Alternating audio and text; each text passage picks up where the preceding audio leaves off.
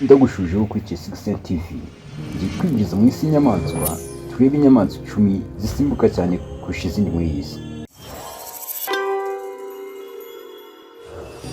Ku mwanya wa 10 tuhasanga Hare, ariyo twita mu Kinyarwanda ngo ni urukwavu rw'agasozi. Urukwavu rw'agasozi rufite ubushobozi bwo gusimbuka kurusha izindi nyamaswa zituye kuri iyi si. Urukwavu rwakuze rugira santimetero 70 z'uburebure, rukagira ibiro 4, kandi urukwavu rukabaho mu gihe cy'imyaka 4. Urukwavu ni inyamaswa za mbere zifite umuvuduko munini. Tujye ku mwanya wa 9 turasanga Red Kangaroo. Red Kangaroo iyoboye izindi mu nyamabere mu gusimbuka cyane.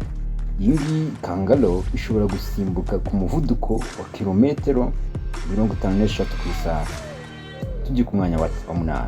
Number 8, Bahala Goat. Bahala Goat ni ihene zibera mu misozi. Iyi ngiyi ifite ubushobozi bwo gusimbuka metero zigera muri 200, ubugari bwa santimetero 35 z'uburebure. Iyi nyamaswa iyo yakuze ishobora kugira ibiro 60 hagati ya 75, aho mu gihe cy'imyaka 12 na 15.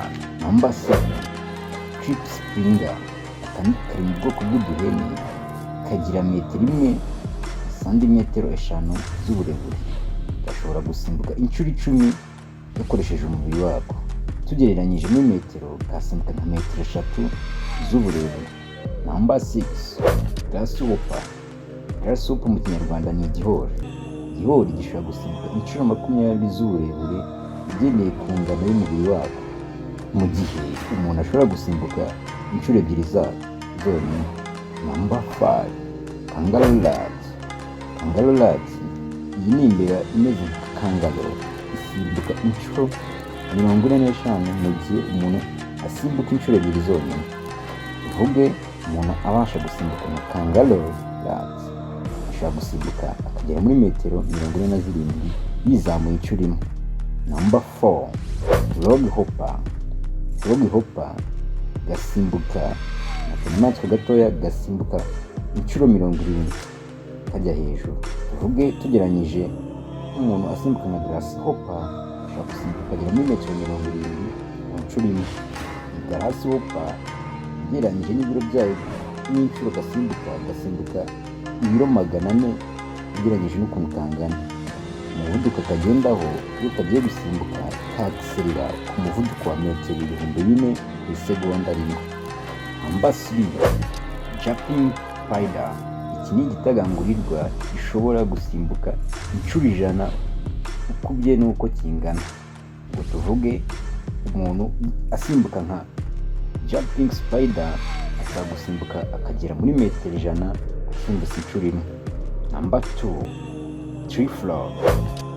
Aka ni agakeri gashobora gusimbuka inshuro 150 ugereranyije n'ubutambike bwako, mu gihe umuntu adashobora kuba yakwisimbuka inshuro zirenze 2.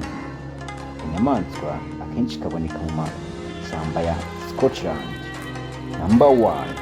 Ariko mbere ko tugera kuri number 1, banza ukore subscribe kuri channel yacu ya Chess TV kandi dukomeze amasegonda 2.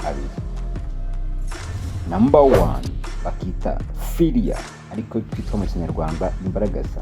Niyo ya mbere ku isi ifite ubushobozi bwo gusimbuka ahantu harehare kandi igasimbuka ku muvuduko munini, kuko ifite ubushobozi bwo gusimbuka inshuro 220 by'uburebure bwayo, igasimbuka inshuro 150 ugendeye ku bugari bwayo, igasimbuka inshuro metero 400 ugendeye ko ingana, igatumbagira muri metero 250 ugendeye ko ingana.